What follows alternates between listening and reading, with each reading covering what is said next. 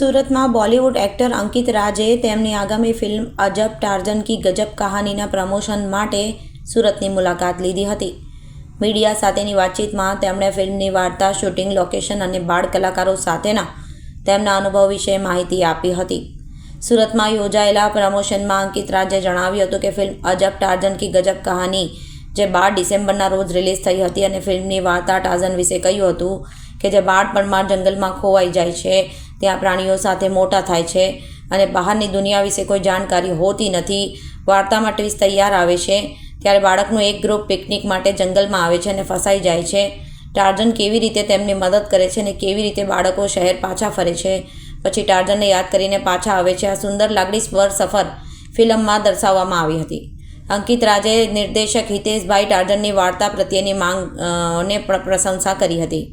Producer, casting director અને ઠક્કરે જણાવ્યું હતું કે ફિલ્મનું મુખ્ય શૂટિંગ નવસારીમાં થયું હતું, જ્યાં જંગલ અને નદીના દ્રશ્યો રિયલ લોકેશનમાં શૂટ કરવામાં આવ્યા હતા. શહેરના દ્રશ્યોનો એક નાનો ભાગ સુરતમાં પણ શૂટ થયો હતો. જ્યારે ટાર્ઝન શહેરમાં આવે છે, તમામે બાળ કલાકારોની ટેલેન્ટની ખૂબ પ્રશંસા કરી હતી. બાળકો ગિફ્ટેડ એક્ટર્સ અને તેમની સાથે કામ કરવામાં સહેલું હતું. એક પણ સીનમાં મુશ્કેલી ન પડી અને ફિલ્મને બ્યુટીફુલ ફેમિલી મૂવી ગણાવી તેમણે દર્શકોને પોતાના સમગ્ર પરિવાર સાથે આવીને આ ફિલ્મ જોવાની અપીલ કરી હતી. આ ફિલ્મ દ્વારા લોકોને ખ્યાલ આવશે કે આજના બાળકો પણ કેટલાક ભાવનાત્મક રીતે જોડાયેલા છે ને સોશિયલ મીડિયાના યુગમાં આપણે તેમના ઇમોશન્સ જેવા ભૂલી ગયા છે અને ટાર્ઝન અને બાળકોની લાગણીસભર યાત્રા છે કે જે દરેક બાળકોને જોવી જ જોઈએ. મારું નામ જીયા ઝવેરી છે. અજબ ટાર્ઝન કી ગજબ કહાનીમાં કેવા પ્રકારનો રોલ કર્યો? હું એક સ્કૂલ ગર્લ હોઉં છું અને એમાં હું બહુ બધા એડવેન્ચર્સમાં જાઉં છું અને પછી મારા બધા ફ્રેન્ડ્સને બચાવું છું અને એમ કરીને આગળ સ્ટોરી છે એટલે એની માટે તમારે મૂવી જોવું પડે. કઈ રીતની આખી શૂટિંગ કરવામાં આવી હતી? કેટલો સમય લાગ્યો હતો? સમયમાં કદાચ 1 વર્ષ જેવું થયું હશે અને શૂટિંગમાં તો સવારના વહેલા ઉઠતા હતા અને પછી પેકઅપ થઈ જતું હતું રાતના અને થોડાક ટાઈમ લેટ ચાલતું હતું અને એવું બધું થતું હતું. કઈ કઈ જગ્યાએ શૂટિંગ થયું અને ભણવાની ઉંમરે મમ્મી પપ્પાએ કઈ રીતે આ મૂવીમાં કામ કરવા એમનો મોકો આપ્યો અભ્યાસની સાથે? એટલે મને મોકો એવો રીતે આપ્યો કે હું અમિત સરના એક્ટિંગ ક્લાસીસ જોઈન કરતી હતી અને એનાથી અમિત સરે મને નાની નાની શોર્ટ ફિલ્મ્સમાં કામ આપ્યું અને પછી હું અજબ ટાર્ઝનની ગજબ કહાનીમાં આવી. એમ કરીને પછી સ્કૂલમાંથી પણ પરમિશન લઈને મેં ચાલુ કર્યું અને ધીમે ધીમે હું હજી બધી મૂવીઝ કરવા જઈશ. કઈ કઈ જગ્યાએ શૂટિંગ? સુરતમાં થયું અને નવસારીમાં થયું. मारू नाम नक्श पंड्या है। बेटा क्या आपका रोल था?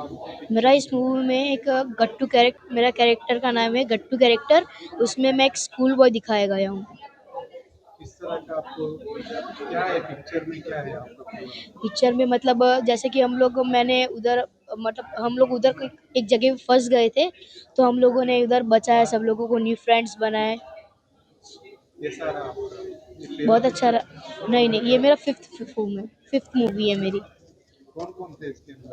इसमें मेरे 3 फ्रेंड्स थे और इसमें एक छोटा टार्जन था। क्या नाम? मेरा नाम नक्श।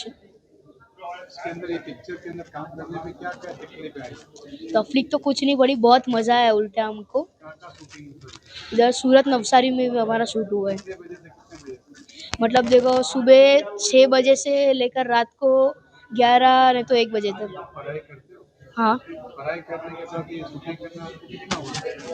मतलब ज़्यादा हार्ड तो नहीं पड़ता क्योंकि मैं बाद में कवर कर लेता हूँ सब। ये पिक्चर के अंदर आपने क्या क्या किया है? ये पिक्चर में बहुत मज़ा आया क्योंकि हम लोग अब जंगल में गए थे तो हमने बहुत सारे एनिमल्स देखे, बहुत मज़ा आई। क्या कहना चाहोगे आने वाली पिक्चर के लिए आपके? आने वाली पिक्चर में तो मेरी तो यही मांग है कि मेरी सारी मूवी जो वो सारी अच्छी जाए ऐसे। जी આપણું નામ? અમિત ઠક્કર। અમિતભાઈ, શું કહેશો આજે જે પિક્ચર તૈયાર છે નાના બાળકો માટે આવી છે, કઈ પ્રકારની પિક્ચર છે?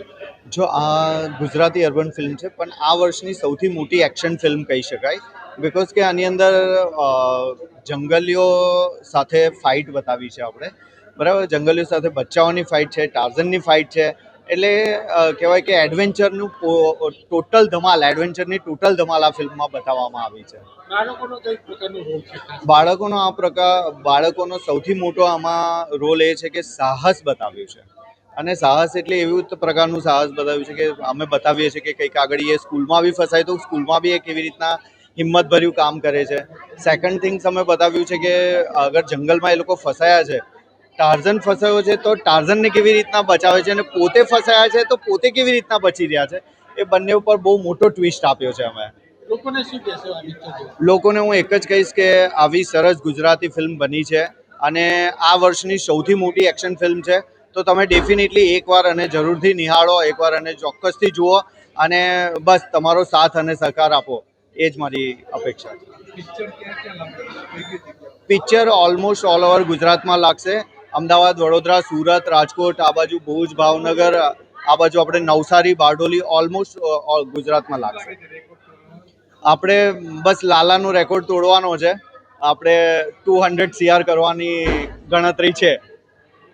Bureau report BTS news Surat.